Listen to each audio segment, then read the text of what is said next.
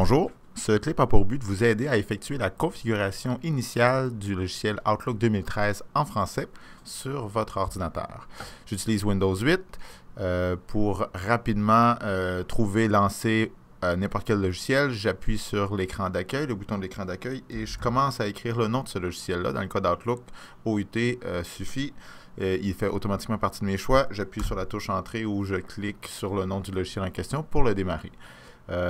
Si vous avez Windows 7, il se peut que vous deviez aller dans le menu, l'équivalent du menu démarrer, dans tous les programmes. À ce moment-là, Outlook est caché dans le répertoire qui se nomme Microsoft Office 2013. Et là, vous retrouverez Outlook 2013.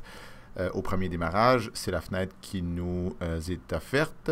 Suivant et suivant à nouveau, parce que oui, je veux que ce soit Outlook qui soit mon logiciel officiel de messagerie. Et puis, il y a trois questions en fait. Mon vrai nom. Dans ce cas-ci, j'utilise un compte de démonstration. Mon adresse de courriel. Et à ce moment-ci, c'est très important de préciser que vous ne devriez pas faire comme ce que je suis en train de faire ici, c'est-à-dire utiliser une adresse qui est composée de O365 avant d'être migré officiellement là, du côté d'Office 365.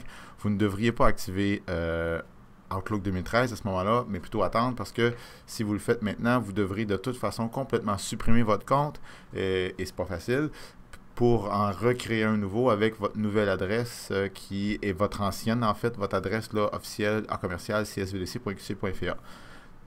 Donc, je récapitule, vous ne faites cette opération-ci que je suis en train de vous montrer que le 25 juin, ou bien si vous faites partie des gens qui vous portez volontaire pour migrer à l'avance, vous attendez que les techniciens vous avertissent que votre migration a bien été effectuée et que votre adresse qui se termine par a commercial csvdc.qc.ca est bien votre adresse aussi du côté d'Office 365.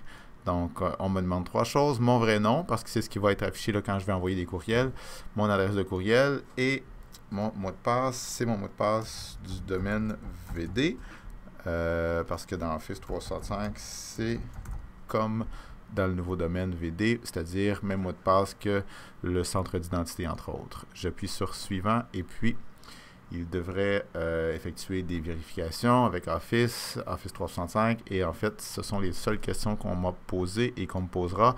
Peut-être que si vous n'êtes pas déjà authentifié sur un navigateur présentement sur cette session-ci, là, à Office 365, on vous demandera de vous authentifier à nouveau. C'est bien votre adresse de courriel qui, dans votre cas, va se terminer par csvdc.qc.ca et votre mot de passe du nouveau domaine. Et ça devrait compléter l'activation initiale. Alors, ce n'est pas plus compliqué que ça. Vous devez démarrer Outlook pour que ces modifications soient prises en compte. Je suis bien d'accord. Alors, si je démarre Outlook, les informations, on me demande de m'authentifier. Alors là, il devrait y avoir une synchronisation initiale suite à mon, pas l'activation, mais à la configuration de mon compte. Et cette synchronisation-là peut prendre quelques minutes. Et moi, je vous conseille de ne pas fermer le logiciel tant que la synchronisation ne sera pas effectuée au complet. Quand je parle de synchronisation, ce sont évidemment l'ensemble de... C'est pas l'ensemble de vos courriels et les pièces jointes là, qui vont être enregistrés localement sur votre ordinateur, mais assurément un bon nombre d'informations qui seront enregistrées dans le logiciel Outlook pour pas que ce logiciel-ci là aille continuellement les rechercher dans son ensemble. Puis on voit l'état de la synchronisation dans la barre bleue qui est au bas de l'écran ici. Dans mon cas, ça ne sera pas très long parce que c'est un compte à peu près vide, mais dans votre cas, ça peut prendre plusieurs minutes. Alors, je vous conseille de laisser Outlook ouvert. Vous pourriez vous en servir, mais de ne pas quitter ce logiciel tant et aussi longtemps que tous les dossiers ne seront pas à jour. Alors voilà, c'était l'activation initiale d'Outlook. Des prochains clips vous montreront comment l'utiliser, vous proposeront certaines stratégies et vous feront faire le tour du propriétaire de Outlook 2013 en français pour Windows. Merci beaucoup, à bientôt.